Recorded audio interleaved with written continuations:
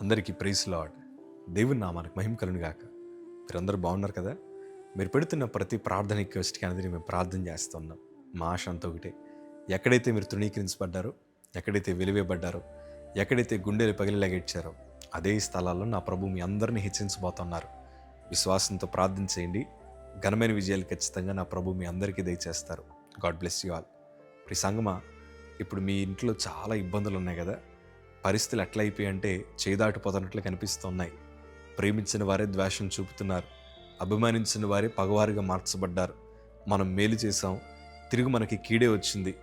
మనం ఎంతైతే అనుకున్నామో, ఎంతైతే ఆశీర్వదించబడాలని కోరుకున్నామో, ఎంతైతే విజయాలు పొందాలని కోరుకున్నామో దానికి మించిన అపజయాలు మన బ్రతుకులు వస్తున్నాయి కదా.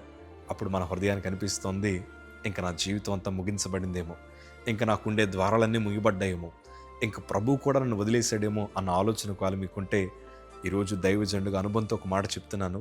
కీడు వెనకాల మేలు దాచిన దేవుడు ఆయన, అపాయం వెనకాల ఉపాయాన్ని దాచుంచిన దేవుడు ఆయన.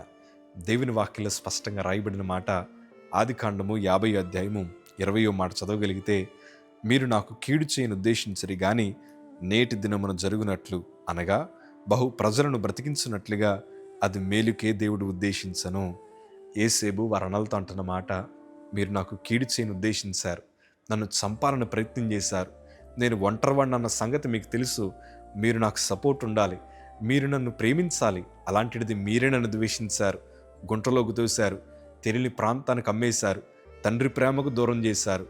నేను చక్కగా ఇంట్లో పెరగాల్సిన వాడిని బానిసగా పరాయి దేశంలో పెరిగాను, బ్రతుకంతా సర్వనాశనం చేసినాను, మీరు నాకు కీడు చేసినాను.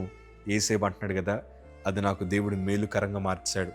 ఈ మాటలు చదువుతున్నప్పుడు నాకు ఏమనిపిస్తుందంటే, ఈరోజు మీ కుటుంబాల్లో జరుగుతున్న ప్రతి ఒక్క అపాయము, ఈరోజు మీ కుటుంబాల్లో మీ జీవితంలో జరుగుతున్న ప్రతి కీడు రేపు బలమైన ఆశీర్వాదానికి కారణం అన్న సంగతి మీరు జ్ఞాపకం చేసుకోండి.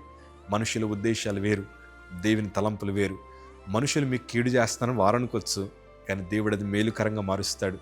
మీ సొంత కుటుంబం మిమ్మల్ని గాయపరచి ఉండొచ్చు, మీరు చేస్తున్న ప్రతి ప్రయత్నంలో ఓటములు ఎదురై ఉండొచ్చు, కానీ అవేమీ శాశ్వతం ఉండదు. ఈరోజు రుణ బాధల మధ్యన మీరు ఉండొచ్చు, కుటుంబాన్ని పోషించుకోలేని పరిస్థితులు మీరు ఉండొచ్చు, కానీ రేపన్న రోజు అవన్నీ ఆశీర్వాదాలుగా మార్చబడతాయి. ఇదే చేతులు అనేక మంది దగ్గర చేతులు చాపడిగాం. నాకు ఇప్పటికే బాగా జ్ఞాపకం, ఇలా 2 చేతులు జోడించి ఎవరన్నా మాకు సహాయం చేసేవారంటే చూడండి అయ్యా అని అనేక మంది దగ్గర చేతులు చాపం. కానీ ప్రభు ఎంత గొప్ప కార్యం జరిగించారంటే, మనుషుల దగ్గర చేయి చాపక మునిపే ఆయన మా చేతులను బలపరుస్తూ వచ్చాడు. ఎక్కడైతే తృణీకరించబడ్డామో అక్కడే ఆశీర్వాదకరంగా మార్చాడు. అన్ని రోజులు ఒకలా ఉండవు.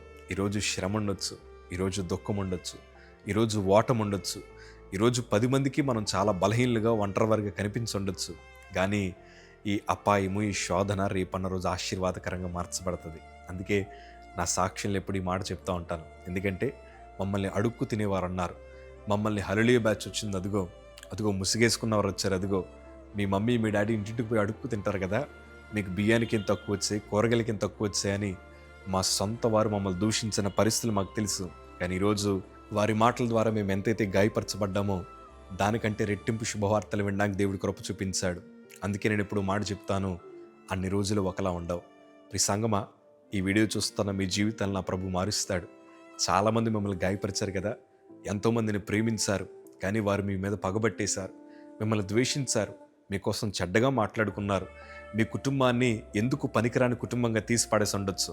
కానీ కంగారు పడకండి, దాని వెనకాల దేవుడు గొప్ప ఆశీర్వాదాలు దాచుంచాడు. ఎంతమంది అయితే మన మీద వేలెత్తి చూపి మనల్ని తృణీకరించారో దానికంటే రెట్టింపు చేతులు మనల్ని అభిమానించేలాగా, మనల్ని గణపరిచేలాగా దేవుడు మారుస్తాడు. ఒంటరిగా ఉన్నాడు యేసేబు ఒకప్పుడు, కానీ ఇప్పుడు ఒక అధికారిగా నియమింపబడ్డాడు. పరిస్థితులన్నీ తారుమారైపోయాయి. ఈరోజు నేను అంటాను, నీ జీవితాన్ని ప్రభు మారుస్తాడు. నీ సొంత వారు నేను గాయపరిచినా, ఎంతమంది ఎన్ని మాటలు అంటున్నా మీరు మౌనంగా ఉండి ప్రభు వైపు చూడండి. కీడు వెనకాల గొప్ప ఆశీర్వాదాన్ని మీరు అనుభవించడానికి దేవుడు కృప చూపిస్తారు.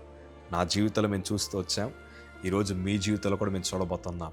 ఈ 2026లో కీడు వెనకాల మేలుని మీరు అందరూ అనుభవించునుగాక. దేవుడు మీ కన్నీటిని నాట్యంగా మారుస్తాడు. ధైర్యంగా ఉండండి, వెనుకడుగు మాత్రం వేయకండి. అన్ని రోజులు ఒకలా ఉండవు. God bless you.